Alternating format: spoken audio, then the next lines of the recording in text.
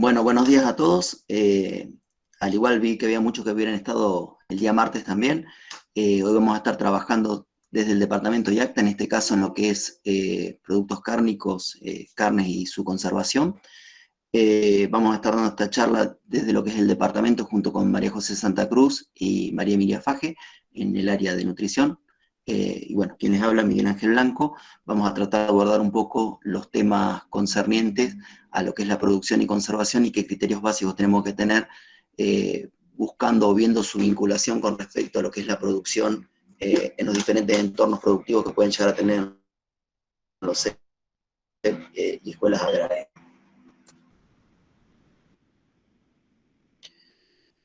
Como decíamos recién, por ahí hay una terminología que les es bastante familiar, es un poco qué es lo que buscan sus entornos productivos, ¿no? O sus áreas de producción. Básicamente, como ustedes ya lo sabrán muy bien, buscan transmitir eficiencia a todo lo que es la parte de producción escolar, mediante conocimiento y perfeccionamiento, en lo que serían los 4 pilares básicos, ¿no es cierto?, en los que nos basamos principalmente para hacer un manejo en ganadería, que son basarnos en lo que es el área de nutrición, manejo propiamente dicho, sanidad y genética. Todo esto apoyado o integrado transversalmente con la parte de gestión económica, que es generalmente el área que más hace agua, principalmente cuando estamos hablando de producciones muy chicas, ¿no?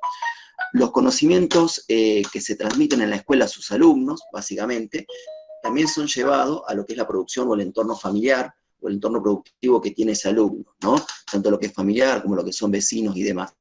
Y en el punto también otra de las incumbencias que tienen los entornos productivos es lograr ser o lograr verse como un modelo a seguir por las distintas familias que pueden llegar a visitar el establecimiento, de qué manera se produce o de qué manera se realizan determinados tipos de manejo y después buscando trasladarlo a su propia producción. Esto principalmente los CEP, ¿no es cierto?, que por ahí tiene una vinculación más grande o más estrecha con respecto a lo que son las familias. Por otro lado, también se constituyen como un de materias primas que por un lado pueden ayudar a integrar y a mejorar lo que es la nutrición de los alumnos en el comedor escolar, cumpliendo una de las premisas por ahí de lo que es la parte de la reglamentación en escuelas agrarias, que es que los alumnos formen parte o que lleven a producir parte de sus alimentos. Y por otro, generan fondos, ya sea a través de la comercialización directa de la carne que se produce y o algún otro tipo de productos que se estén logrando, ¿no es cierto?, a través de diferentes estrategias o alternativas de valor agregado. Esto nos lleva a tener en cuenta un punto bastante importante, ¿no?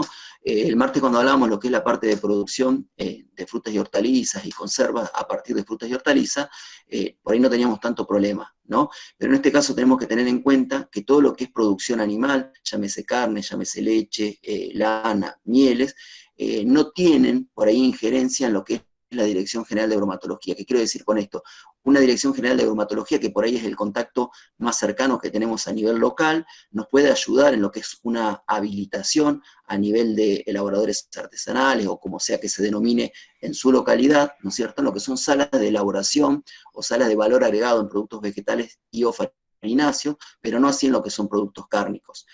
En el punto, la potestad la va a tener, ¿no es cierto?, tanto lo que es cárnico como lo que es lácteo.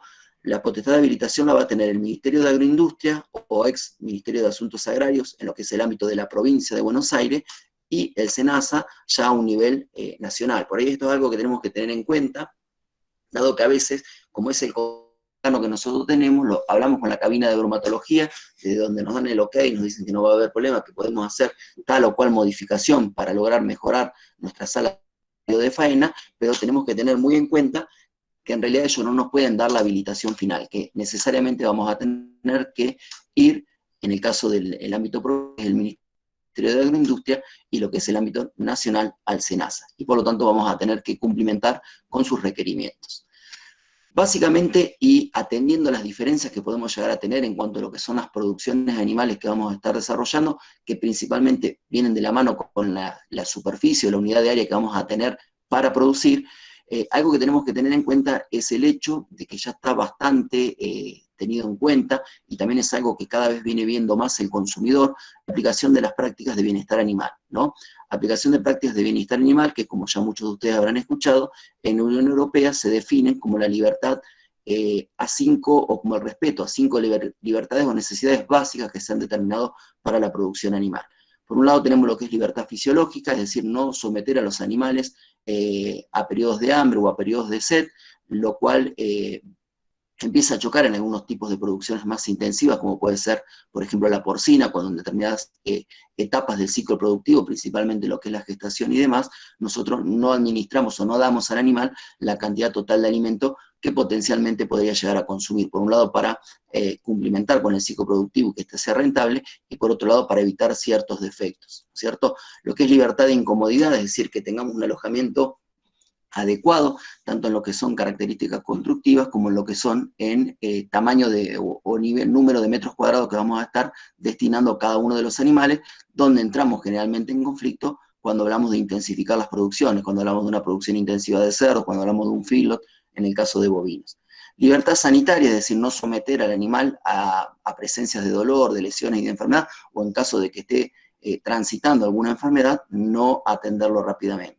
Libertad psicológica, que sería principalmente lo que es ausencia de miedo y angustia, más que nada no golpear a los animales, el tema del uso de picana, el tema del uso de perros y demás en lo que es los arreos, y todo ese tipo de manejos que normalmente tenemos que estar realizando, y tener en cuenta, para cumplir con lo que es libertad de comportamiento, la posibilidad que tiene el animal de comportarse en forma natural. Es decir, por ejemplo, cuando vamos a hacer un arreo de animales y demás, tener en cuenta sus hábitos, de manejo en manada, de no tratar de individualizarlos, manejarlos y tener en cuenta, por ahí en producciones intensivas, que el animal se habitúa mucho al sitio o al lugar donde está viviendo y por lo tanto salir de ese lugar y ser trasladado a otro, por ejemplo, al momento de ir a una manga o un cepo para realizar algún tipo de tratamiento veterinario, es para él una condición estresante que obviamente va a afectar su normal comportamiento. Cuando hablamos de producciones de tipo animal en los diferentes establecimientos educativos, como decíamos hoy, va a depender mucho del espacio que tengamos, ¿no? Pero generalmente estamos hablando de producciones de conejo, producciones más del tipo intensiva, producciones de ovino, producciones de colmenar, o sea, de miel, ¿no es cierto? Crianza de guachos, principalmente mediante la utilización de vaca nodriza o directamente mediante la utilización de sustituto lácteo, caprinos, porcinos, y también todo lo que es la parte de pollos y ovos para la producción de huevos, ¿no? Todo esto, sacando un poco de lado lo que es la producción de lácteos o lo que es la producción de huevos o lana en algunos aspectos, básicamente nos termina desembocando en un embudo que es la faena, ¿no?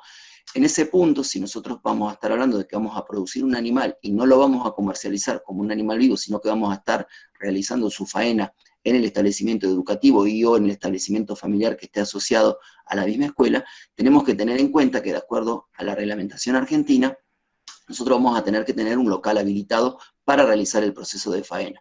Esto nos lleva a tener en cuenta que básicamente nosotros tenemos, en nuestro país por definición, plantas de ciclo 1 y de ciclo 2. Se entiende por ciclo 1 una planta en la cual se realiza, una fábrica, en la cual se realiza la faena del animal, ingresa en pie, y lo que sale es una media res colgada del gancho, ¿no es cierto?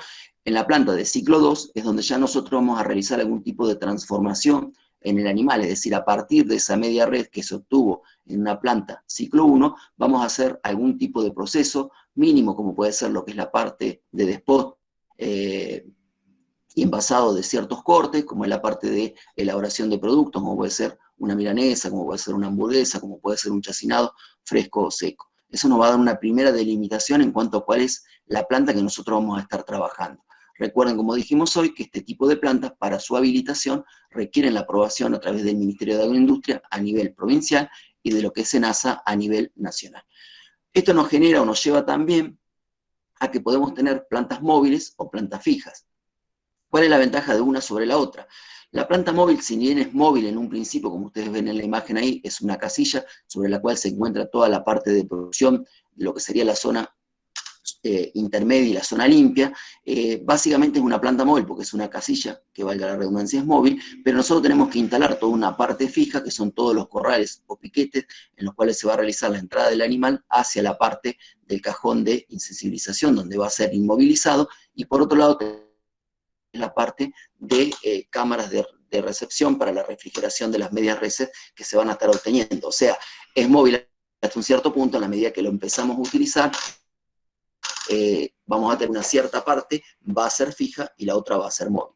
¿Qué ventaja tienen este tipo de plantas, más allá de su alto costo de inversión inicial? Que básicamente ya vienen con una preaprobación, en este caso del Ministerio de Agroindustria, con lo cual se simplifica bastante lo que sería su adecuación a un lugar, siempre y cuando tengamos un espacio adecuado, tanto para que ingrese la planta, más la parte de corrales, más la parte de cámara, y también tenemos que tener en cuenta lo que es la parte de tratamiento de frentes, que según de una manera más intensiva o extensiva, nos va a requerir mayor o menor cantidad de espacio. Pero bueno, pueden llegar a ser una solución o una agilización en la solución del problema bastante rápida, si se puede encontrar la parte económica, ¿no es cierto?, para hacer faena de cierto tipo de animales, principalmente animales pequeños, entendiendo por animales pequeños lo que son capones de alrededor de 100 kilos, lechones y opollos. En esto tienen una gran versatilidad, lo que obviamente después nos va a estar frenando un poco es la capacidad operativa que tiene, es decir, por el mismo nivel de inversión yo podría hacer una planta fija que pueda llegar a operar un mayor número de animales por hora con respecto a lo que va a ser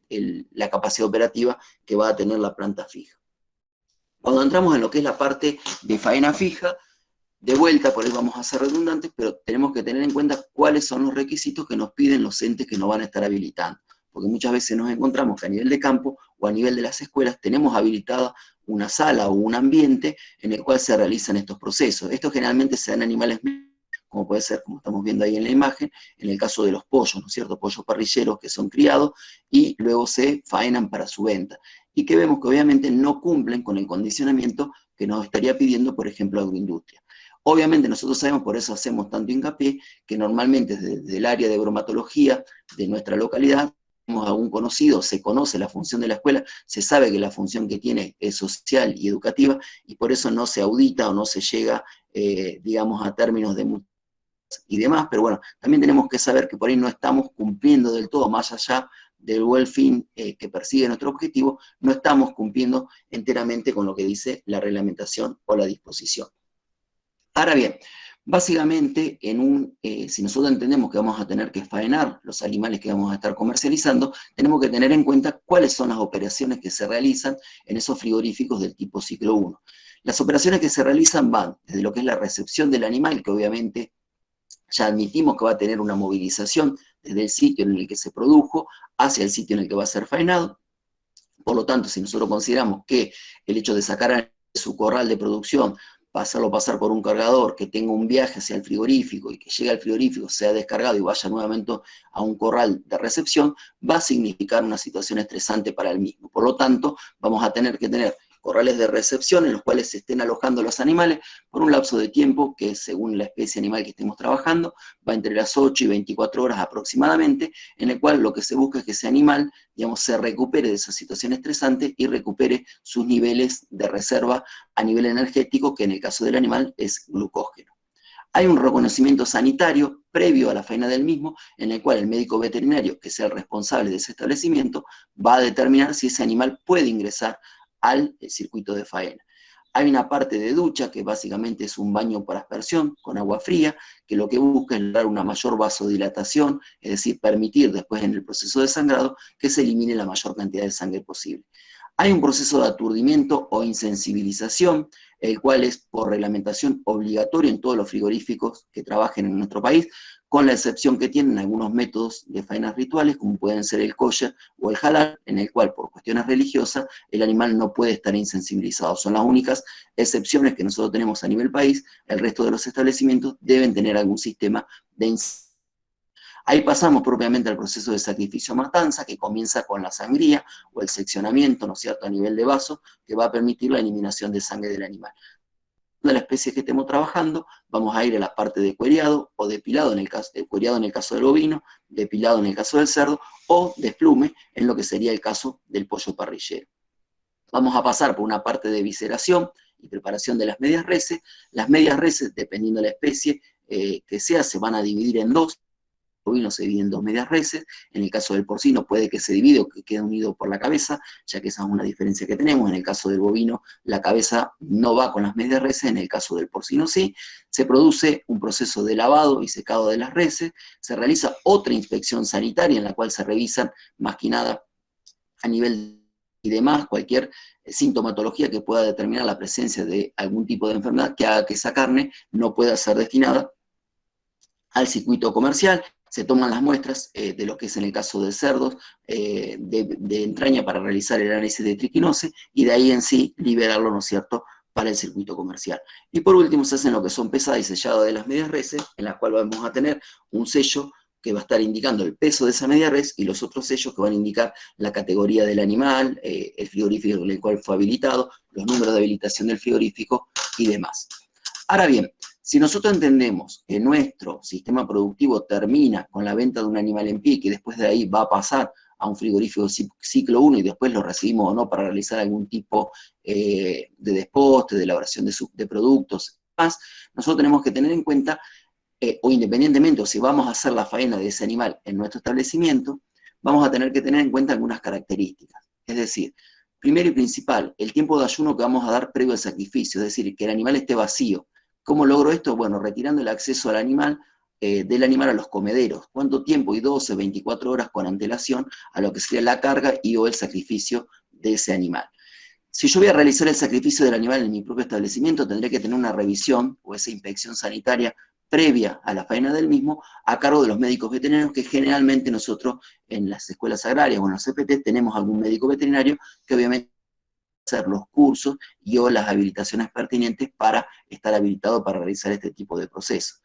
Como generalmente no tenemos un sistema de insensibilización eléctrico o de perno cautivo, en lo que normalmente nos basamos es con una inmovilización mediante sogas, pero tenemos que lograr algún tipo de inmovilización del animal. ¿Por qué? Porque básicamente el hecho de que haya una ley que dice que sí o sí tiene que ser insensibilizado el animal, busca tres objetivos principales. Por un lado, que el animal mantenga constante su respiración y sus funciones cardíacas para llegar a una finalidad técnica, que es lograr la eliminación de la mayor cantidad de sangre posible en lo que es el proceso de sangrado. Por otro lado, una cuestión de seguridad hacia el operario que va a estar realizando el proceso, es decir, que el animal patee o demás, o pueda llegar a ocasionar algún tipo de lesiones sobre el operario que lo va a estar realizando, y por otro lado, por una cuestión humanitaria, que es lograr que el animal sufra lo mínimo e indispensable, es decir, que llegue consciente al periodo de sangría y por lo tanto no sufra innecesariamente.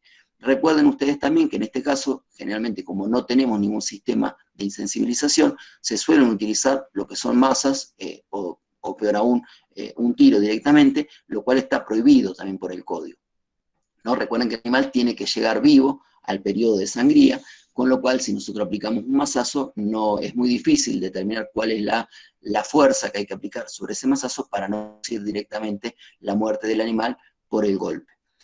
Algo que también es importante, tenemos que tener abundante agua potable, en lo posible clorada. En el caso del cerdo y del pollo, tenemos que tener algún sistema de medición, termómetros y demás, que nos permita determinar cuál es la temperatura del agua, lo cual lo ideal sería que andemos alrededor de los 64, 65 grados aproximadamente. Se puede reducir un poquito en animales menores, como puede ser el caso de lechones y pollo, y se puede elevar levemente en el caso de capones, o si estamos faenando un animal más grande, como puede ser un padrillo, una cerda de descarte. Recuerden que es una relación de tiempo y temperatura. En la medida que yo tenga mayor temperatura, tendré que tener menor tiempo si voy a estar sumergiendo el animal directamente en el agua, o tendré que tener un menor tiempo de exposición o de contacto con el agua en el caso de que le esté rociando sobre el mismo. Algo importante es que no se nos vaya mucho el tiempo entre lo que es la parte de muerte propiamente del animal y la evisceración. Es decir, desde que yo mato el animal hasta que produzco la evisceración o retiro las vísceras, no debieran pasar mucho más allá de 20, 30 minutos. Esto es importante tenerlo en cuenta porque generalmente después de que se realiza realmente en lo que son capones, el pelado del animal, se tiende a esperar un tiempo antes de realizar la evisceración.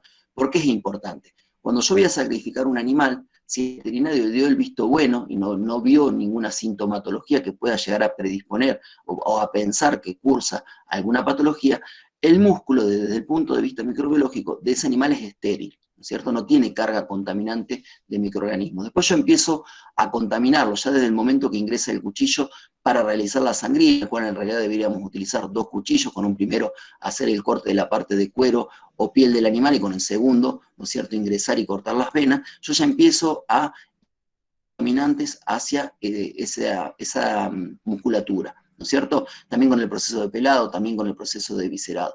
Otro punto importante es que a partir de los 20, 30 minutos aproximadamente, yo sé que la parte muscular es estéril desde el punto de vista de carga microbiológica, pero no así el interior del tracto gastrointestinal, que sí tiene una carga muy alta de microorganismos. Cuando el animal está vivo y a partir de sus procesos o mecanismos de defensa, la parte gastrointestinal se encuentra totalmente aislada de lo que es la cavidad abdominal. En la medida que el animal muere, cuando ya empiezan a pasar mucho más de 20, 30 minutos, empieza a haber una cierta permeabilidad que lo que va a estar permitiendo es que parte del contenido gastrointestinal, ¿no es cierto?, ese músculo que inicialmente era estéril. Y también vamos a tener problemas de contaminación, olores y coloraciones y demás. Por eso es muy importante lograr que el proceso sea lo más rápido posible, entre que yo mato el animal y lo voy a estar eviscerando. Obviamente voy a lavar con mucha agua potable. En el caso del cerdo es fundamental que tome una muestra para triquinosis. Ustedes ya saben muy bien que se toma la entraña o el diafragma de una de las dos medias reses. En el caso de que yo tenga que llevarlo a cabina bromatológica o algún laboratorio, lo voy a refrigerar o lo voy a congelar de acuerdo al tiempo que tenga que estar guardando esa muestra hasta llevarla para su análisis. Pero lo importante es que tengan en cuenta que no lo voy a destinar a consumo hasta que tenga el libre de triquinosis confirmado por el laboratorio. Y por último entramos a lo que es la etapa de oreo y enfriado. Algo que es importante en esa etapa de oreo y enfriado es que ustedes tengan en cuenta que vamos a necesitar tenerlo suspendido una determinada cantidad de horas para lograr determinados cambios, ¿cierto? ¿Cuáles son esos cambios? Es lograr la conversión del músculo en carne. O sea, yo el que faeno recién posee músculo y yo voy a tener que lograr que se transformen en carne. ¿Qué es la finalidad que busco? Básicamente, ustedes piensen cuando yo corto el sistema circulatorio del animal, porque desde un cuchillo y estoy realizando la sangría del mismo, lo ideal sería que el sistema circulatorio, que piensen como un sistema o un circuito cerrado en el cual las venas y vasos y arterias se comunican, digamos, a través del corazón con todas las células del cuerpo y llevan la sangre a todos los puntos del cuerpo, ¿no es cierto? Sistema, cuando lo abro porque ingresó el cuchillo y se produce un corte, si el corazón sigue bombeando, yo voy a lograr la mayor extracción de sangre posible. Si no lo logro, voy a ver que después me queda mucho remanente de sangre que cuando abra la cavidad torácica y abdominal la voy a encontrar ahí presente. Lo ideal es que yo retire la mayor cantidad de sangre posible, porque la sangre es un medio líquido, ¿no es cierto? Es ideal para el desarrollo de microorganismos, muy rica en nutrientes, por lo tanto, lo ideal es que yo retire la mayor cantidad de sangre posible. Algo que es importante tener en cuenta, los cambios que se empiezan a dar cuando yo estoy realizando la faena del animal. Básicamente, como yo dije recién, deja de haber una comunicación de sangre con todos los músculos del cuerpo. Esa sangre que ya no llega a todas las células del cuerpo, deja de transportar oxígeno, ¿no es cierto? Por lo tanto, yo puedo llegar a tener alguna leve reserva de oxígeno a nivel de lo que es la mioglobina en el músculo, pero es muy, como dijimos recién, una reserva muy leve que enseguida se gasta. Como el organismo, a través de lo que se llaman mecanismos homeostáticos, trata de seguir manteniendo las funciones que tuvo en vida, va a tratar de seguir con los mecanismos de contracción y relajación muscular, que es lo que normalmente vemos cuando faenamos un animal como movimientos involuntarios, generalmente a nivel del cuello, a nivel del matambre, vemos como que tiembla, ¿no es cierto?, la carne de ese animal que recién faenamos. Eso es porque siguen los mecanismos de contracción y relajación. Normalmente, ese mecanismo de contracción y relajación se alimenta, ¿no es cierto?, de energía que se obtiene, por un lado, del glucógeno que tenemos reservado a nivel muscular. Por eso hablamos, o es tan importante el hecho de no estresar el animal, lo que decimos a nivel de campo, de no cansarlo, de no correrlo, para que tenga una muy buena reserva de glucógeno. Por eso hablamos de ese periodo de descanso previo al proceso de faena. Esa reserva de glucógeno que tiene el animal a nivel muscular, como dijimos recién, deja de recibir oxígeno, no puede generar energía para lo que normalmente en vida utilizaba la reserva de glucógeno más oxígeno y producía energía para seguir con sus mecanismos de contracción. Trata de seguir manteniendo ese mecanismo, como no tiene oxígeno, lo realiza por un circuito que es anaeróbico, es decir, que se realiza sin presencia de oxígeno, que es un circuito desde el punto de vista de producción de energía menos eficiente, pero que a nosotros nos interesa mucho porque genera como subproducto ácido láctico. Ese ácido láctico que se genera a nivel muscular se va a ir acumulando y va a ir bajando el pH, el mismo pH del que hablaba ayer Carolina en el caso de conservas de vegetales y hortalizas. Ese descenso de pH que se da a nivel del músculo, que no es muy notorio, piensen ustedes que en el animal en vivo estamos hablando de un pH alrededor de 7, y en este caso vamos a estar bajando a un pH de alrededor de 6,2, 6,4 aproximadamente. Ese leve descenso que se da ya me permite a mí, digamos, que sea un ambiente mucho más difícil para el desarrollo de los microorganismos, y por lo tanto va a empezar a dar una cierta cantidad de horas o de vida útil de ese músculo que no se va a descomponer rápidamente, ¿no es cierto? Algo que también es muy importante, si yo digo que sigue ese proceso de contracción y relajación, que es lo que yo veo como esos movimientos involuntarios a nivel del cogote, a nivel del matambre, llega un momento que el animal se le agota la energía, ¿no es cierto? No tiene más posibilidad de producir energía. ¿Por qué? Porque ya no tiene más reserva de glucógeno. Cuando se da ese proceso, el animal queda totalmente, digamos, en una posición contráctil, es decir, queda en estado, digamos, si decíamos nosotros que era relajación, contracción, queda totalmente contraído, que es lo que nosotros normalmente se puso duro, ¿no? Es lo que entró en el proceso de instalación del rigor mortis. Eso tengamos en cuenta que es importante. ¿Por qué es importante? Porque si yo no doy ese proceso de instalación de rigor mortis como una media res, ¿cuándo se da el proceso de rigor mortis? Bueno, depende de la especie. En el caso de un cerdo se da alrededor de las 10, 12 horas, en el caso del vacuno tarda un poco más, unas 24 horas aproximadamente, depende de las condiciones de frío que yo tenga.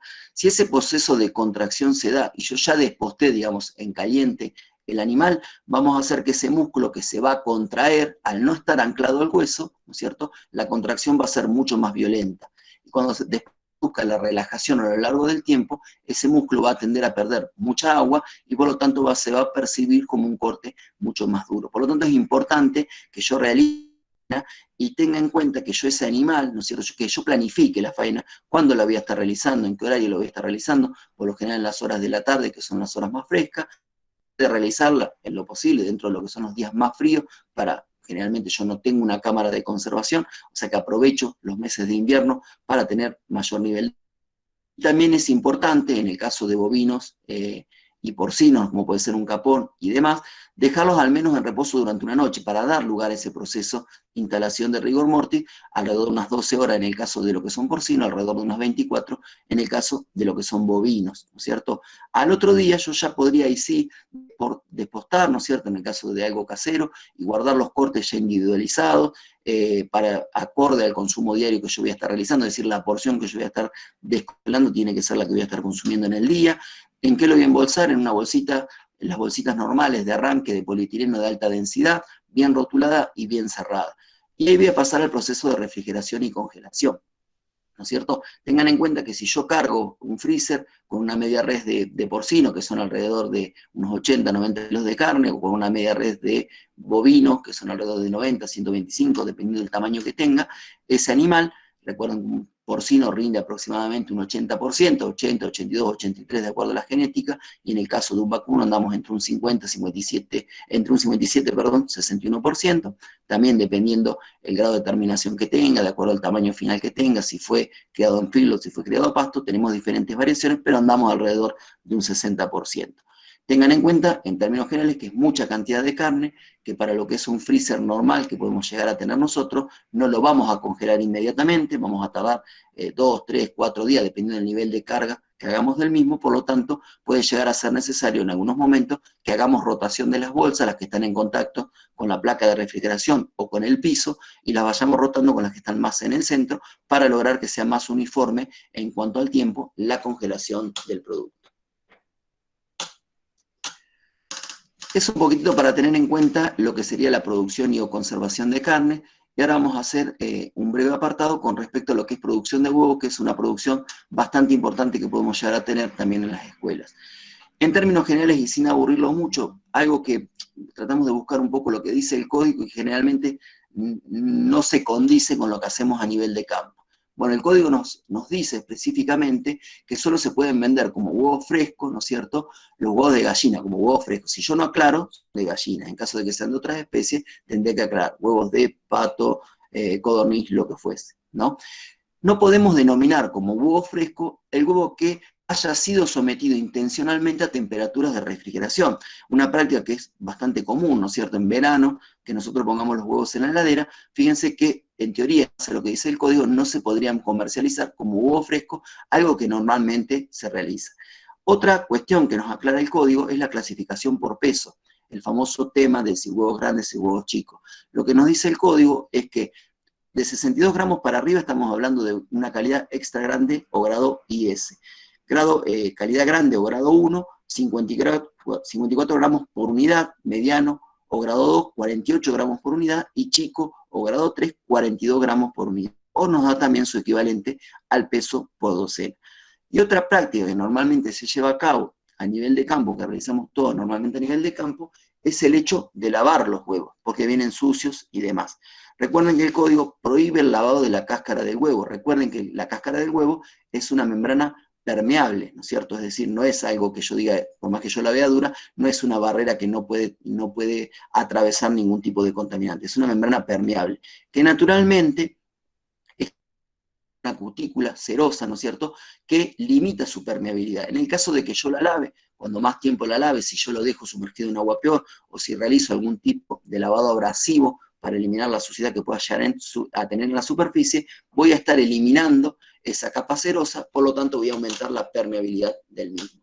¿Qué nos dice la reglamentación europea? Básicamente ellos lo limitan a no lavar los huevos, conservarlos en el frigorífico, estamos hablando una vez que ya se compró en el sitio de venta, mantenerlos en su estuche, lavarlos antes de utilizarlos, otra práctica que normalmente no realiza casi nadie. Algo que también es muy normal, el hecho de separar clara y yema mediante el uso de la cáscara estaría pedido. No cascar, esto sí por ahí se hace con bastante asiduidad. No cascar o no arrojar directamente el huevo a la preparación por el hecho de que pueda llegar a estar malo y podemos arruinar la totalidad de la preparación. Si tenemos nubes o manchas en la cáscara son indicios de frescura. Y en algunos casos que también se nos puede llegar a dar, si tenemos manchas rojas en la yema del huevo, no está limitando, ¿no es cierto?, la utilización, su utilización a nivel alimentario.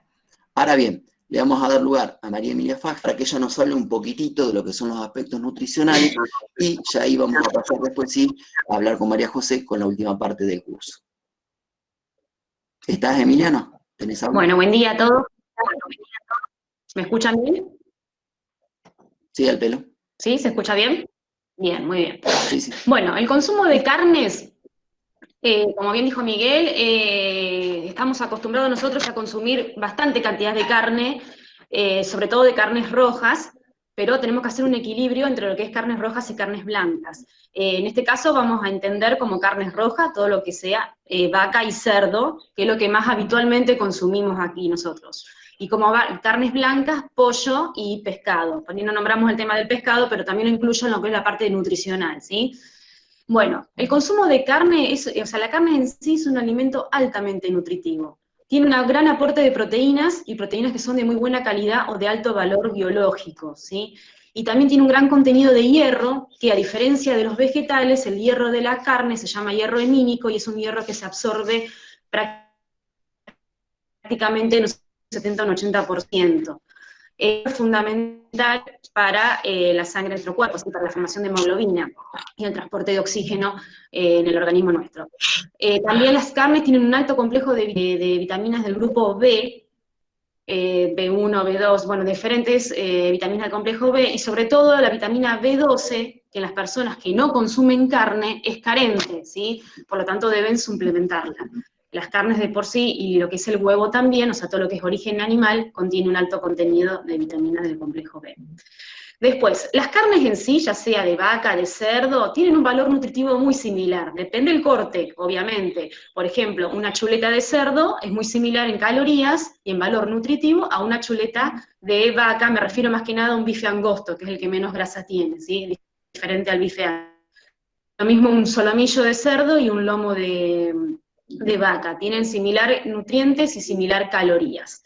Pero sí es aconsejable alternar las carnes rojas y blancas en la semana. Generalmente la idea es que se consuman 3 veces por semana carnes rojas, 2 veces por semana pollo y 2 veces por semana pescado, que lo más probable es que el pescado es lo que menos uno está habituado a comer, pero debería ser porque tiene muy buen valor nutritivo. Bueno, ¿cómo saber a ver qué tipo de carne elegir para que sea una alimentación saludable? Bueno, tienen que ser contenidos de carne que tengan, carne que tenga bajo contenido graso, ¿sí? Seleccionar cortes que sean magros y retirar luego esa grasa visible. O sea, uno puede cocinar por ejemplo en la parrilla o al horno con la grasa para que no quede seco el corte, ¿sí? Pero luego al momento de consumirlo debemos retirar esa grasa visible. Lo mismo en el caso del pollo, retirar la piel. ¿Por qué? Porque el contenido de esa grasa es una grasa de tipo saturada, que es una grasa que sería mala, digamos, para el organismo, obviamente en cantidades excesivas. Después, elegir qué tipo de preparación para que sea más saludable también es otra opción. Entonces preferimos generalmente horno, parrilla o plancha, que es donde la carne se desgrasa, no agregarle otro medio graso, porque ya de por sí lo tiene, salvo excepto que sea un lomo o una pechuga de pollo, que de por sí son cortes muy magros, que entonces uno le pone una película por debajo de lo que es la asadera o la bifera, lo que fuera, como para que se adhiera bien y no se pegue, ¿sí? Pero la idea es no agregarle otro medio graso más. Y disminuir el consumo de lo que es fritos, salteados, rehogados con alto contenido en aceites. Por ejemplo, bueno, lo que es la milanesa frita o en un caso de unas carnes salteadas que tenga poca cantidad de lo que es aceite. La próxima, Miguel. Bueno, entonces lo que yo quería dejar en claro es que todas las carnes tienen un valor similar nutritivo, ¿sí? Y un valor similar de calorías, siempre y cuando sea cortes parecidos. ¿Me expliqué ahí? Por ejemplo, en el caso de la carne de cerdo, que muchos de los CEP o las escuelas agrarias tienen producción de cerdo, quiero aclarar que es una carne que tiene un alto valor nutritivo, tiene menos cantidad de grasa intramuscular, ¿sí? Por lo tanto, hoy en día es considerada una buena alternativa para el consumo. Es ideal elegir los cortes de carne de cerdo, y además que hoy podemos encontrar en carnicerías todo tipo de carne similar al de la vaca, o sea, se podemos encontrar desde nalga, bola de lomo, solomillo, chuletas, costillas, o sea, están todos los cortes similares de la vaca también están en el de cerdo, hasta incluso milanesa de cerdo, hamburguesas de cerdo, carne picada de cerdo, ¿sí?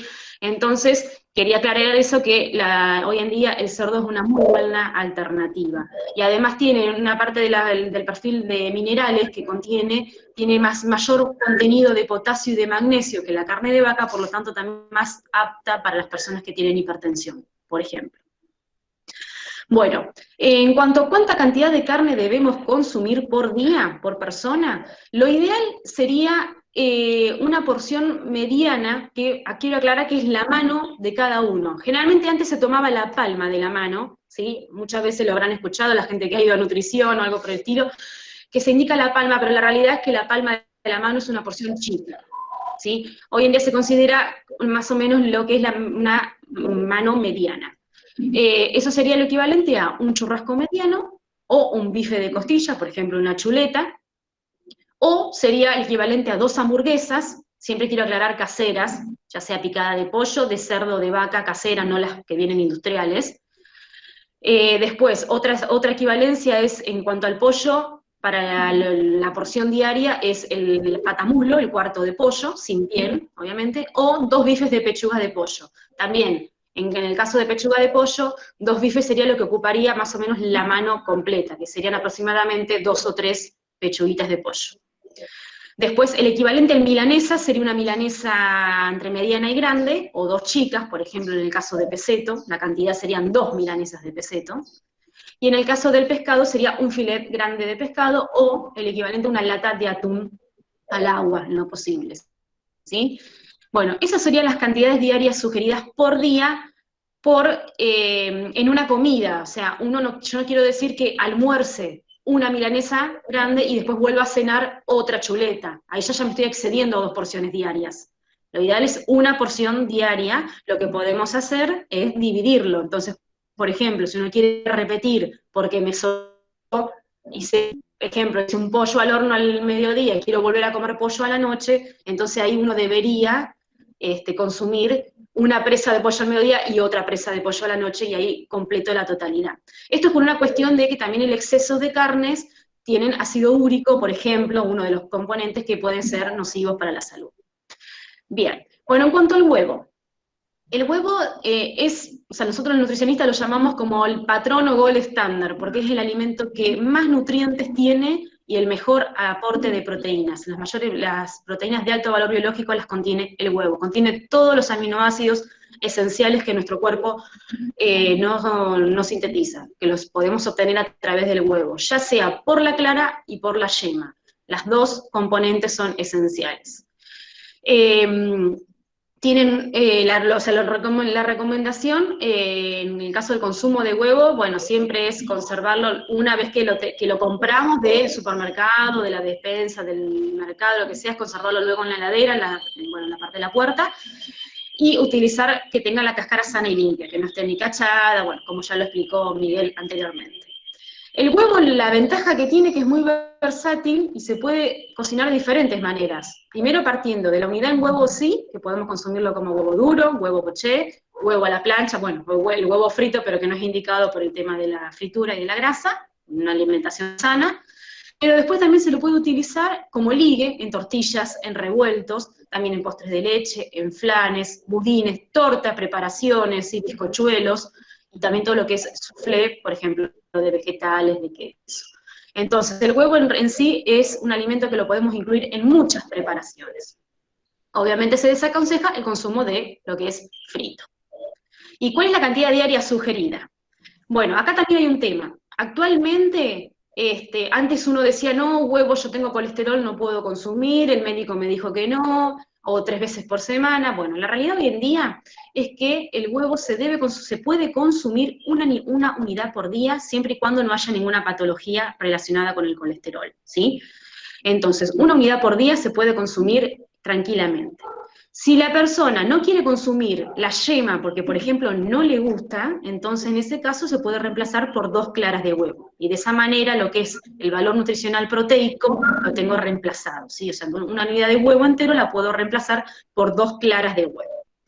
Y ahora, en el caso que haya una patología como una hipercolesterolemia relacionada, bueno, obviamente al colesterol, se recomienda entonces una unidad 3 veces por semana. Hay que tener en cuenta que a veces consumimos, uno no se da cuenta porque piensa, lo ve al huevo como la unidad completa, y tenemos que tener en cuenta que si yo consumo milanesa, consumo una tortilla, consumo un panqueque, o un flan, tengo que contabilizar que ahí hay huevo también, entonces, para tratar de no excedernos. Pero la realidad es que no es que el huevo sea un alimento altamente colesterol, contiene colesterol, ¿sí? Pero contiene, al igual que contiene la carne, que contiene 100 gramos de bife, entonces por lo tanto no lo tenemos que demonizar como si fuera el huevo un alimento malo, porque es todo lo contrario, es un alimento altamente nutritivo y muy sugerido en la nutrición.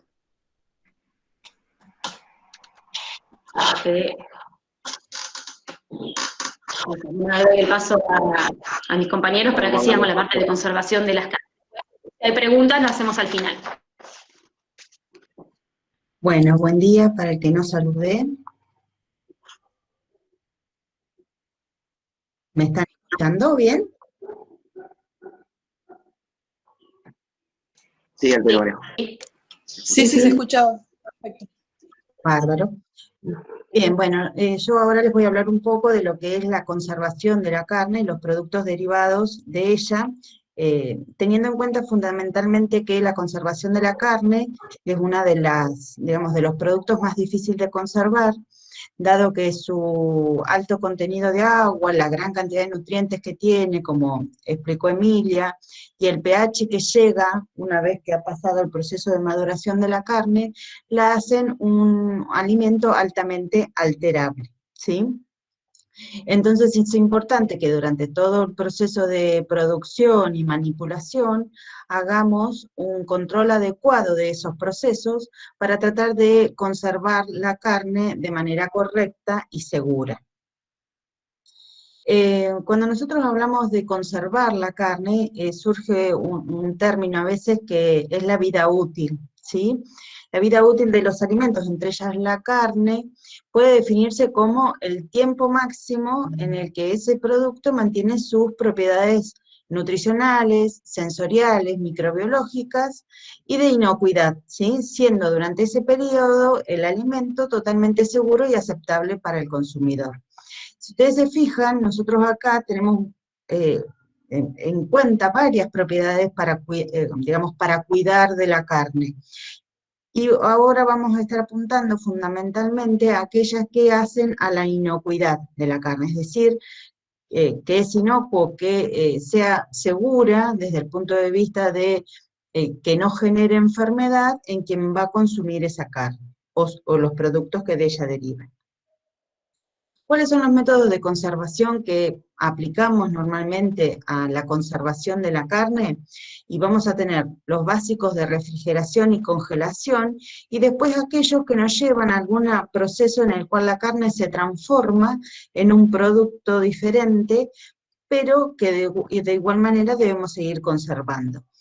Ustedes habrán obviamente escuchado hablar de lo que es la salazón, la deshidratación o secado, el curado, y por ahí la fermentación, que es un término que no tenemos muy asociado a lo que son las carnes, y el tratamiento térmico, que puede ir desde desde una cocción común hasta una conservación a través de un tratamiento térmico más específico, como puede ser una esterilización de una conserva.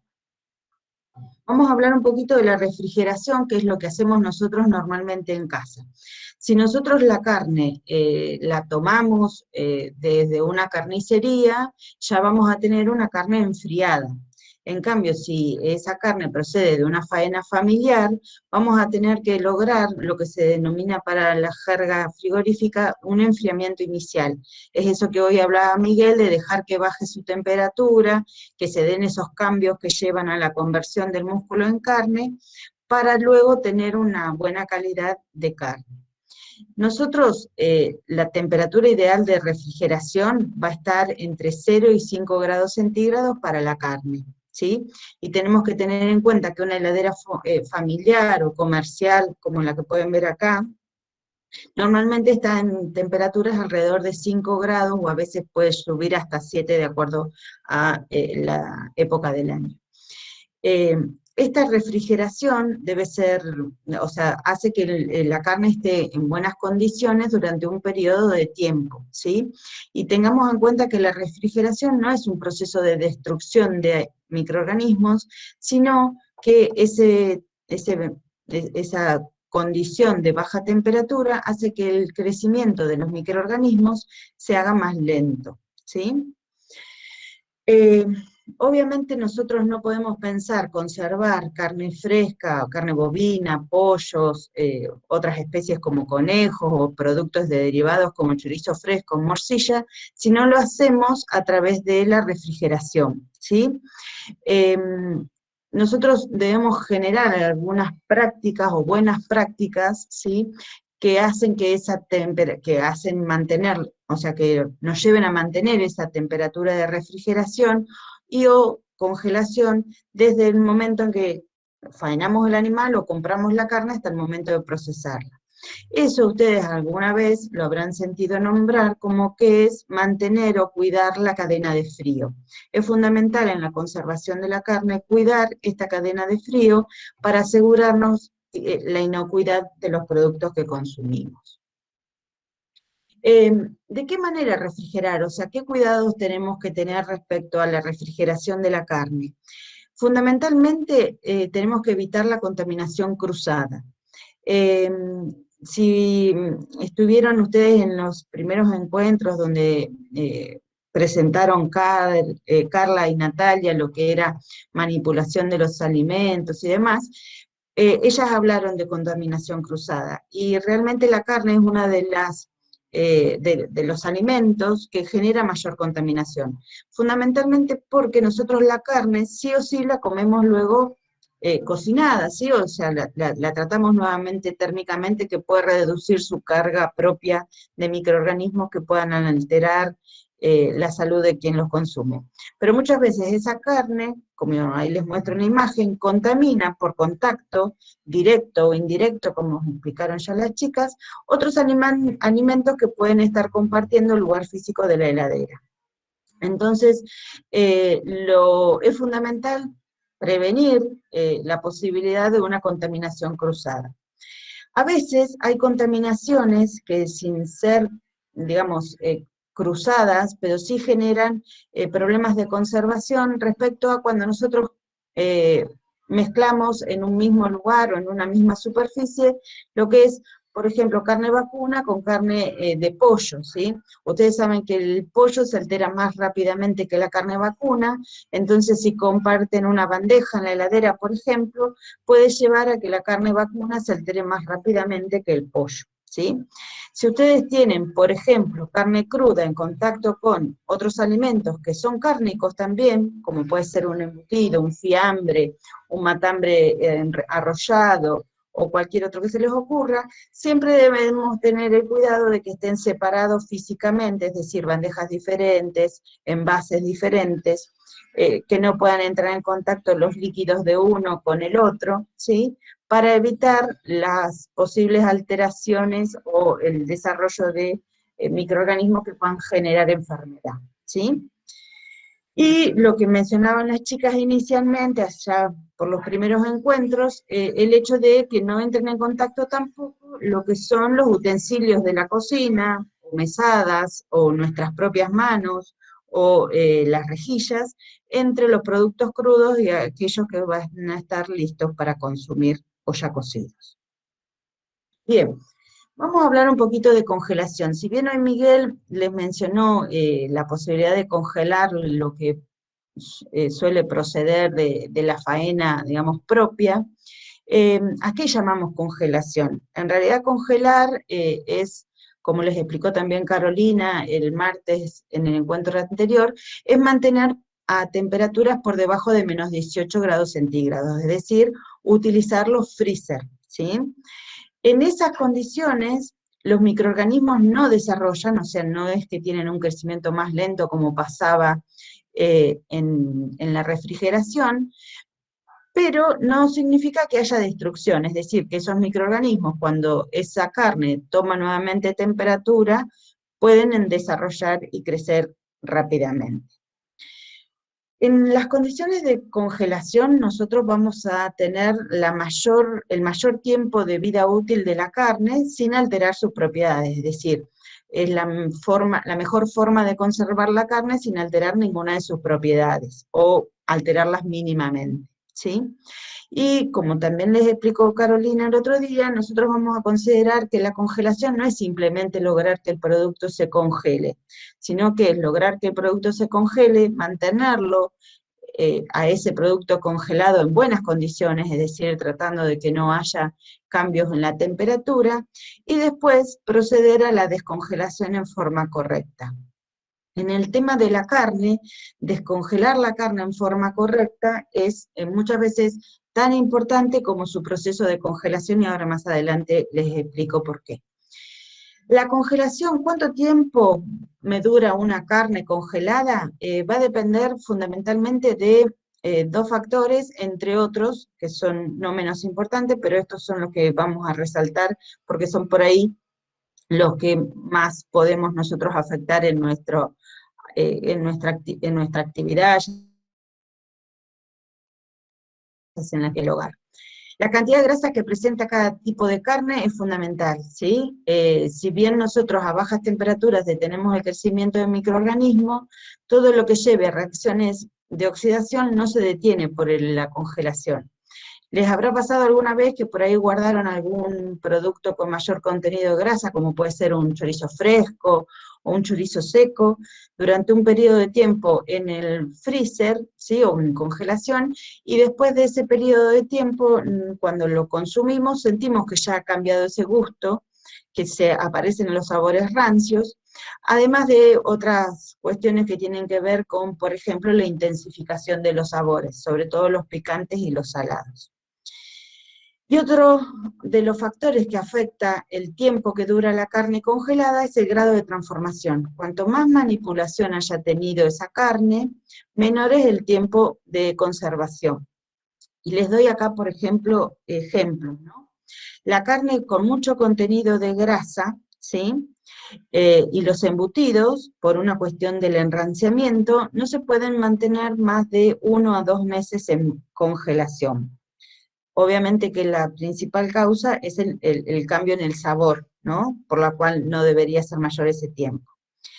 Las hamburguesas y otras preparaciones con carne picada fresca no deben ser de más de 3 a 4 meses, y esto fundamentalmente por el grado de manipulación que tiene, ya tiene una determinada carga microbiológica que no es conveniente que se mantenga durante más de ese periodo en congelación.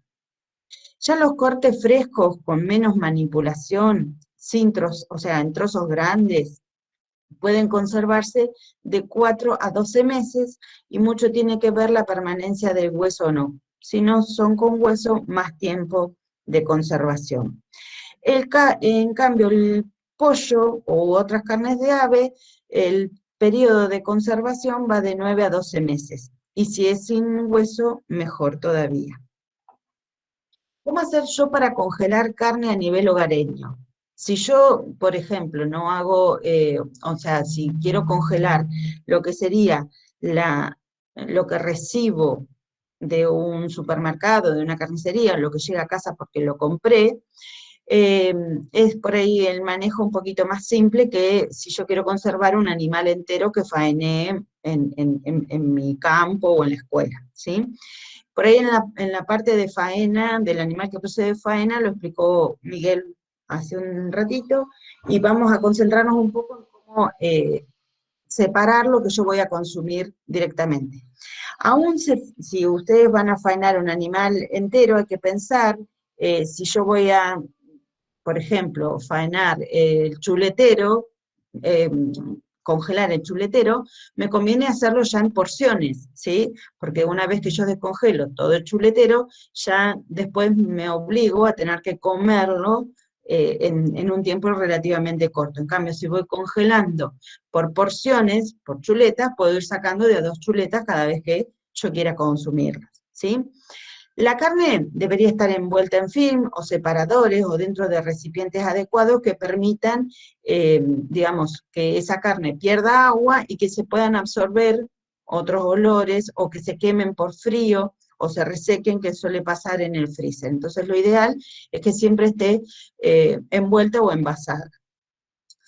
Congelar las carnes en pequeñas porciones, que es lo que le dije yo recién. Si se congelan piezas muy grandes, después eso se da un proceso de congelación lenta, que cuando yo descongelo esa carne vamos a ver que pierden muchos líquidos durante el proceso de congelación, y en ese líquido se va perdiendo también jugosidad, y a su vez se pierden nutrientes. Entonces lo ideal sería que uno pudiera congelar lo más rápidamente posible, y para eso es importante hacerlo en porciones pequeñas.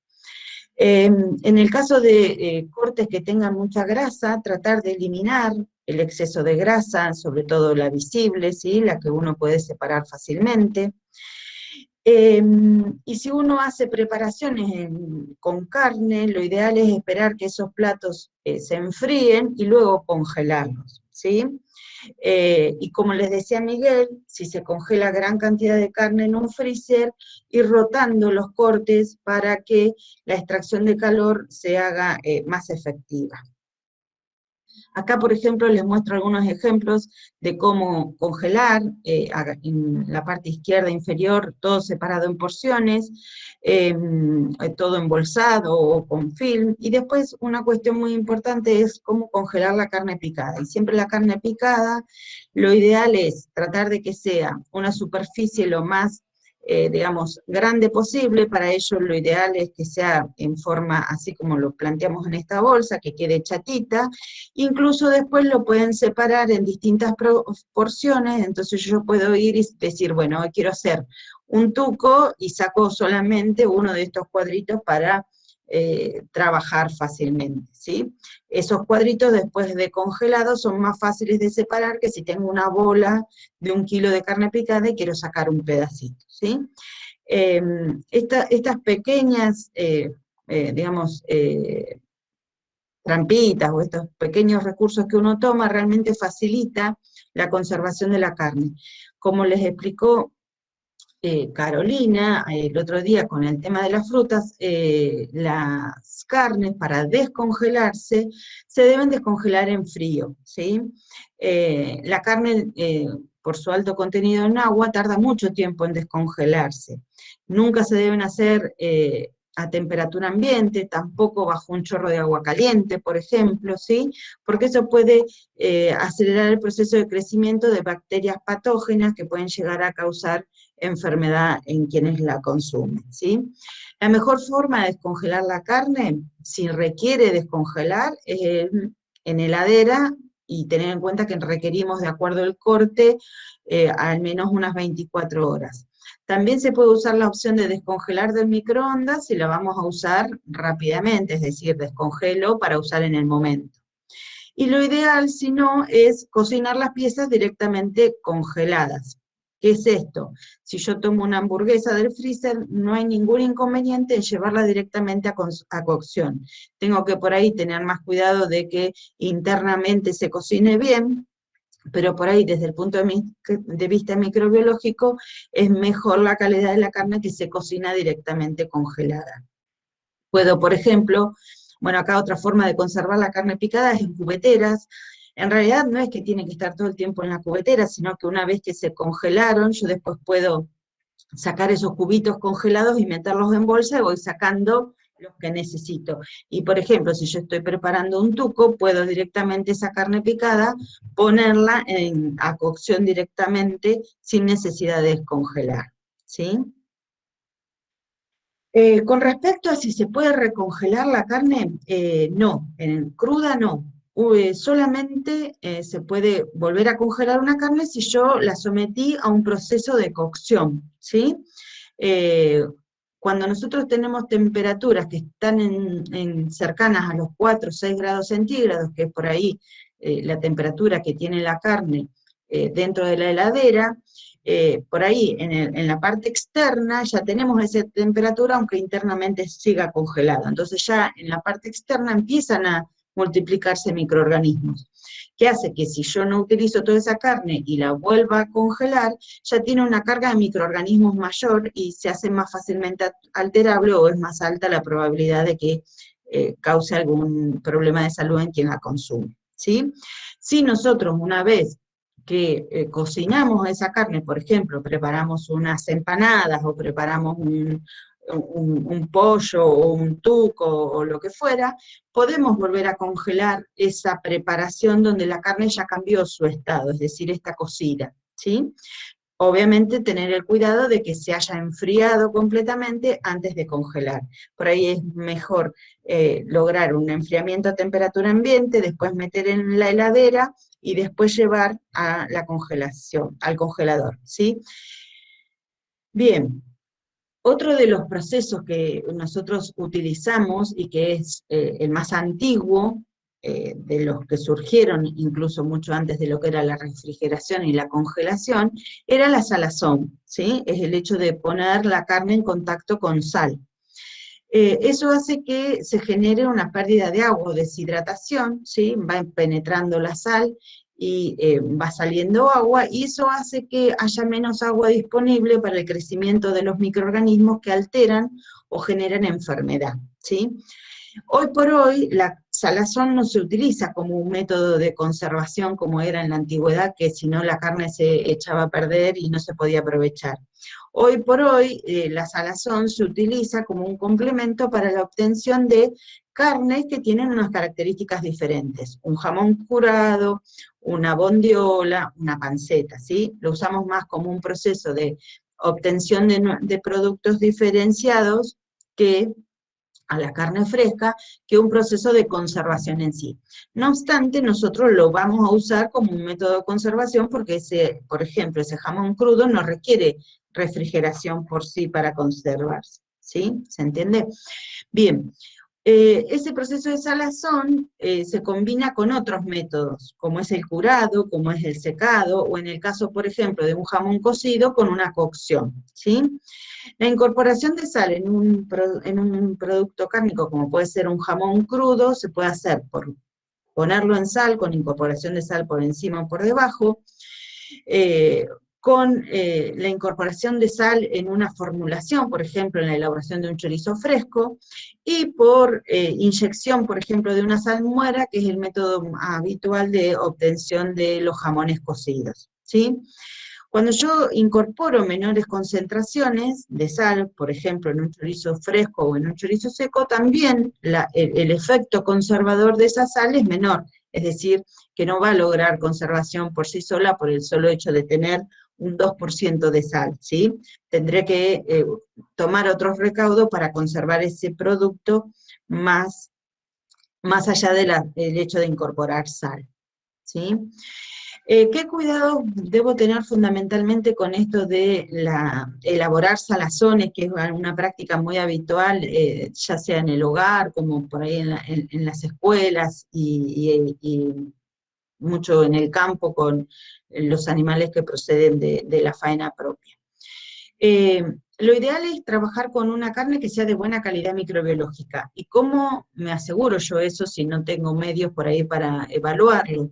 Lo ideal es hacer un sacrificio y un despostado higiénico, tratar de que se trabaje con las menores temperaturas posibles, por eso siempre nuestros antepasados hacían la famosa carneada en invierno, porque eran temperaturas más bajas, y eso aseguraba que la carne tuviera mejor calidad microbiológica, por ende después tenían menos problemas de que se echara a perder los productos que elaboraban, ¿sí?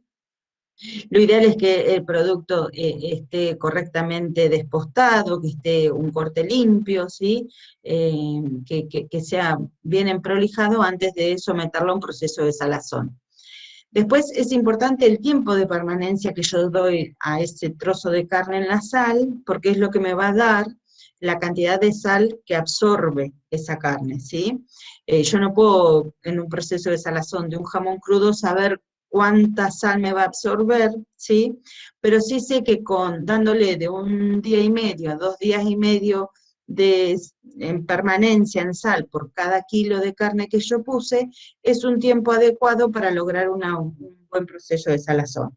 Por ahí ya con 2 días y medio se obtiene un producto demasiado salado. Alrededor de 1 día y medio está muy bien para ese tipo de productos asegurarnos el proceso de salazón. Y después es necesario, una vez que uno lo saca de sal, someterlo a un lavado para sacar el exceso de sal que esté por fuera de ese producto, y mantenerlo por un tiempo en temperaturas de refrigeración. ¿Por qué es esto?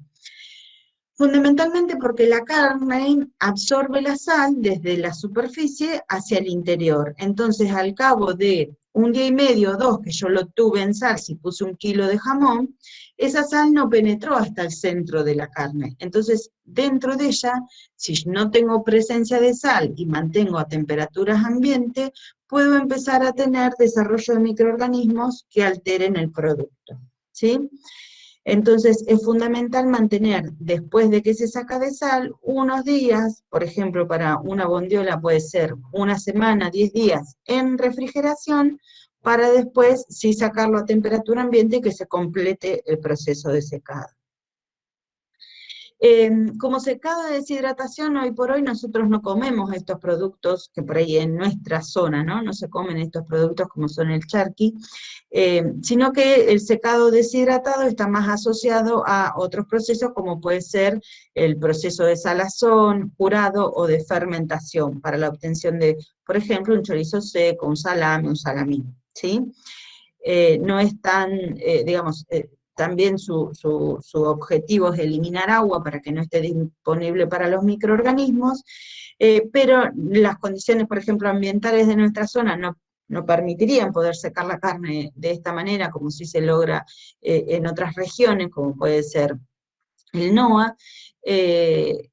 Entonces nosotros lo hemos asociado más que nada a procesos de salazón y curado, ¿sí?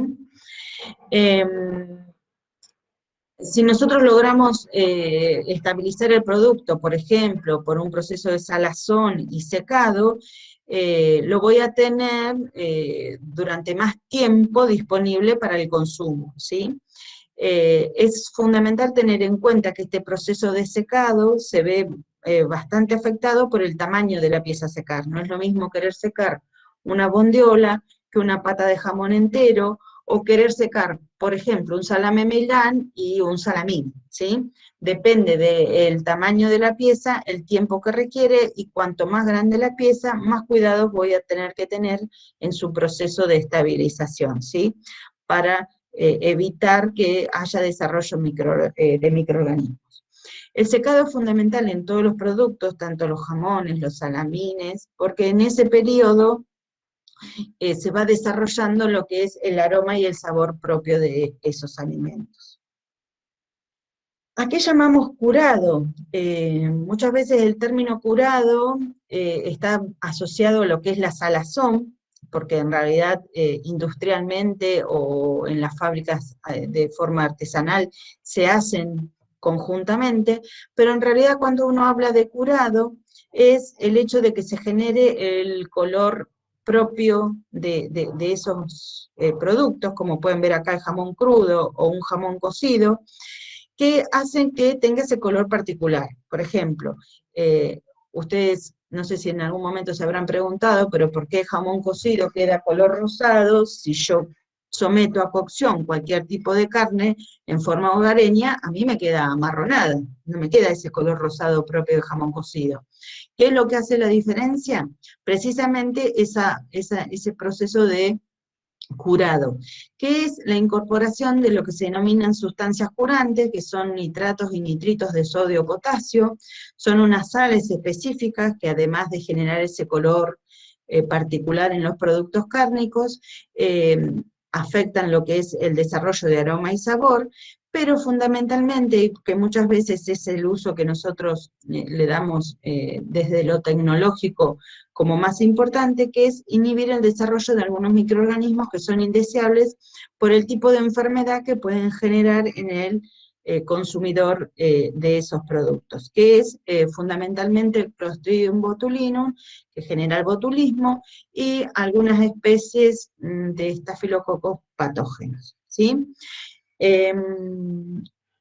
Si bien nosotros el botulismo internamente o culturalmente lo tenemos asociado a las conservas, ¿sí? Por ahí conservas cárnicas, conservas de vegetales, la enfermedad tuvo sus primeros registros en productos como la morcilla, ¿sí?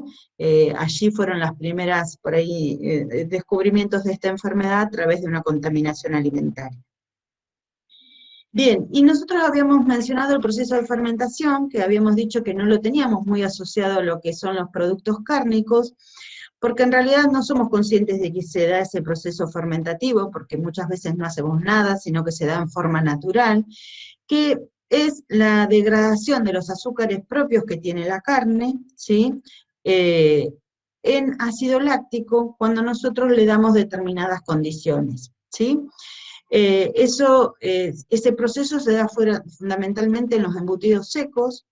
Se desarrolla una flora que son lactobacilos y micrococos, que van generando esa formación de ácido láctico, entonces se logra descender el pH un poco más allá de lo que es el propio de la carne, y que se complementa con el secado para lograr estabilizar un producto por mayor cantidad de tiempo.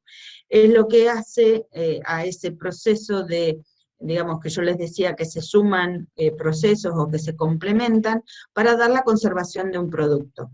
En la industria, normalmente, esta flora, o sea, nosotros en una elaboración artesanal, esos microorganismos se van desarrollando naturalmente. Si yo trabajé bajo buenas condiciones higiénicas, si estoy con temperaturas no muy elevadas en ese proceso post-embutido, ¿sí? Pero en la industria, para asegurarse, y como se elabora en todo el año, con temperaturas bajas, con temperaturas altas, se incorporan lo que se denominan cultivos iniciadores o starter, que vendrían a ser similares a lo que sería la levadura deshidratada que se utiliza para hacer pan, ¿sí? Entonces, de esa manera yo me aseguro que esos microorganismos van a trabajar para estabilizar más rápidamente el producto, más allá de las condiciones externas, aunque de todas maneras requiere cuidado respecto de las condiciones externas. Y por último, otra de las formas de conservación es a través de la cocción. Son muchos los productos que nosotros obtenemos a través de la cocción y debemos tener cuidado respecto a su conservación y a su obtención, ¿sí? Por ahí, aquellos que están en el campo, el hecho de obtener morcillas, el queso de cerdo, salchichas, o sea, están acostumbrados a ese proceso, pero les vamos a dar alguna, digamos, como cuestión más importante, tener en cuenta que más allá de permitir que se obtenga un producto con determinadas características, ¿sí? De color, de sabor, de textura, también yo requiero lograr una estabilización microbiológica del producto, es decir, voy a destruir determinados microorganismos. Hay que tener cuidados de lograr una buena cocción, pero no excesiva, porque ya un exceso de cocción lleva a que pierda propiedades organolépticas y haya mermas. Por ahí a nivel hogareño no es tan importante el tema de las mermas, pero a nivel industrial sí. Y fundamentalmente hay que procurar el tema de la estabilización microbiológica, sobre todo en algunos productos que son más inestables que la carne fresca, como por ejemplo las morcillas. Las morcillas, al tener sangre, que la sangre tiene un alto pH, se degradan mucho más rápidamente. Por eso, en el momento de cocción debemos asegurarnos que internamente tengan temperaturas por encima de 72 grados centígrados, y si no tengo cómo medirlo, debo cuidar que no aparezcan, por ejemplo, cuando yo pincho las morcillas, que las estoy cocinando, que no aparezcan jugos rosados, ¿sí? Una vez, por ejemplo, en el caso de las morcillas, que yo considero que están cocidas, se deben enfriar rápidamente y luego conservar en refrigeración. Es una práctica muy común, me pasa siempre que voy a una carnicería, que ver que las morcillas están colgadas a temperatura ambiente. Es un producto altamente alterable, entonces realmente mantenerlo fuera de refrigeración, aún después de cocidas, genera o puede generar muchos riesgos de enfermedad en quien consume ese producto. Bien, bueno, muchísimas gracias por su tiempo y estamos disponibles para las preguntas que requieran.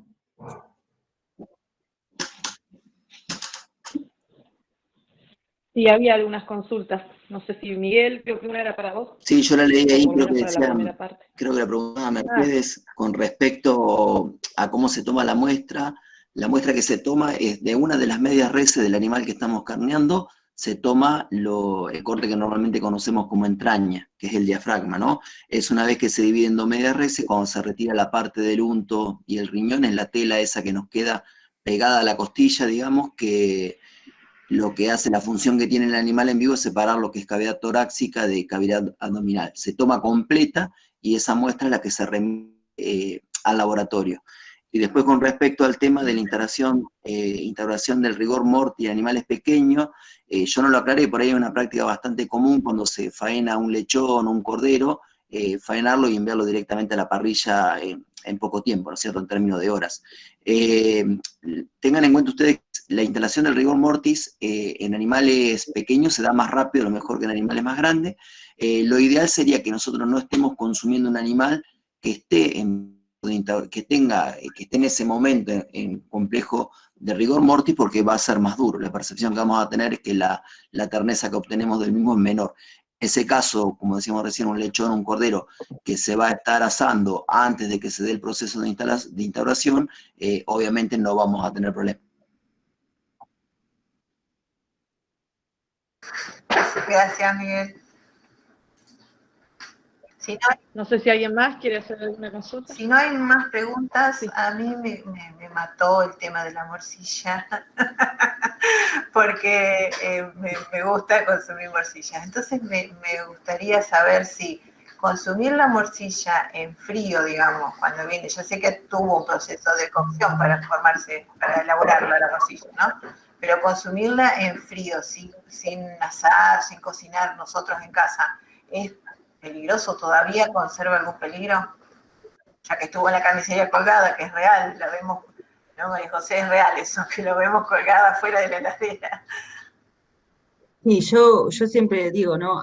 Yo vuelvo a cocinarla, o sea, la pongo a la parrilla, aunque no me la coma en el momento, y la como después fría, si me gusta comerla fría, o la pongo al horno. Realmente uno no sabe bien qué pasó con esa morcilla, y sabemos que es muy común el hecho de mantener la temperatura ambiente, y eso hace que haya muchos riesgos de adquirir alguna enfermedad, alguna ETA, como le dicen las chicas, pero yo siempre recomiendo volver a cocinar por una cuestión de seguridad, ¿sí? Si ustedes la elaboran, que saben que hicieron bien la cadena de frío post cocción, no, pueden comerla directamente. Pero lo ideal sería, o lo recomendable sería volver a cocinar. Ok. También por un Sobre tema todo de... si lo van a comer chicos, embarazadas y demás. Y realmente el aporte de hierro, si me lo confirma Emilia, de la morcilla es muy importante, o sea que si bien no es muy agradable para algunos el consumo, tiene mucho hierro y para aquellos que lo requieren suele ser importante. Exacto, razón. la morcilla en sí, yo quería aclarar que el tema de la combinación cruzada, cuando la morcilla está colgada en la carnicería, que por ahí el carnicero estuvo cortando carne y después fue y acomodó las morcillas del lugar, y ahí hay una contaminación. Por eso es importante el proceso de cocción luego, en casa. Exacto. Sí, incluso se suele ver a veces también una suerte de emplume en esas morcillas que estuvieron fuera de refrigeración, que la vemos que tiene un emplume blanco, tipo lo que sería un chorizo seco, que tampoco no sería lo ideal, ¿no? Que también es bastante normal de ver en las carnicerías cuando están colgadas fuera de la heladera. Sí, está como gomosa la morcilla. Bueno, gracias. Seguro.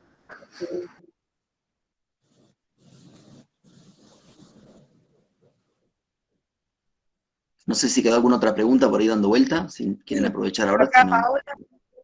Paola dice, si alguien no tiene ningún problema de salud, ¿podría ocasionar algún problema consumir más de un huevo por día? Yo consumo mucho para la proteína por el exceso de gimnasia y ser muy delgada. Mira, la recomendación es un huevo diario, pero lo que le puedo sumar por un tema de muscular, por ejemplo, para recuperación muscular post ejercicio o para aumentar masa muscular, es clara de huevo. O sea, un huevo por día más 2 o 3 claras de huevo. Ahí no hay ningún problema. Pero en exceso, 2 o 3 huevos por día, ya ahí sí, porque me estoy pasando en el límite del colesterol. Y en el límite de grasa, que es lo que perfecto, o sea que las claras no habría problema. Con la clara no hay problema, hasta 3 claras podés comer, o sea, un huevo entero hasta 2 y 3 claras. En eso no hay ningún problema. Pero no podés consumir más. ¿Me explico? Sí, sí. Muchas gracias. Y la otra era, que lo puse ahí, es, si no absorbe, si yo lo lavo, voy a utilizarlo y lo lavo, todo lo que tiene afuera, o sea, lo termina absorbiendo por la porosidad de la cáscara. O sea, antiguamente se lavaba y se llevaba al negocio, pero cuando vos antes de llevarlo al negocio, eso nosotros que producimos no podemos lavarlo, porque se mete el agua adentro. Claro, la idea sería no lavarlo y en el caso de que se lave sería peor, digamos, si yo lo tengo en infusión, como también se suele hacer, si lo dejo en el agua y lo voy frotando, ¿no es cierto?, porque puse una cierta cantidad de huevo, ahí sí, lo que voy a ir haciendo, como yo voy a ir agrediendo esa capa de cera que lo cubre esa cutícula, va a ir absorbiendo, en ese caso, el agua en el cual está inmerso. Sería menos perjudicial, si se quiere, si yo utilizo un paño o algo, voy a afectar la cutícula en sí, pero por ahí estar absorbiendo tanto, o va a ser menor la absorción, pero sí, en definición absorbería el agua con la suciedad que tenga. Claro, o sea que si lo voy a hervir, es preferible pasarlo bajo el chorro de la canilla si está muy sucio, y si no, directo en el agua hirviendo. Y lo vas a consumir. Se mataría todo lo que esté afuera. Claro, no habría tanto problema. Por ahí lo ideal, si ustedes son productores, es mejorar, digamos, la calidad de la cama que tiene el nidal, ¿no? Entonces, de esa manera se limita bastante la suciedad. Si bien a veces por ahí los días de lluvia y demás, si los animales están sueltos, se complica, ¿no? Ahí es donde tenemos mayor problema.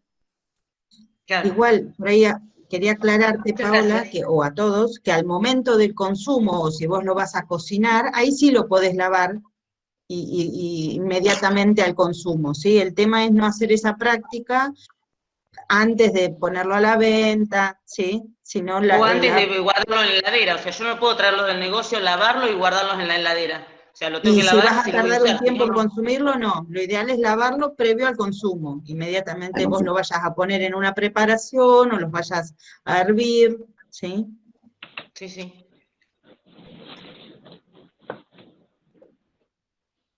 Bueno, si no hay más consultas. ¿Puedo hacer una consultita yo? Dale, sí. ¿Qué pasa con las carnes esas que vienen envasadas al vacío? ¿Duran así un mes o no sé cuánto dice que duran? ¿En condiciones normales? Sí, duran.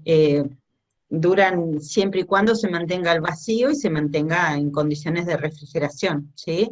Las carnes envasadas al vacío en refrigeración duran bastante más tiempo que si nosotros las exponemos al oxígeno y a las condiciones ambientales, por ejemplo, de una cámara o de una heladera.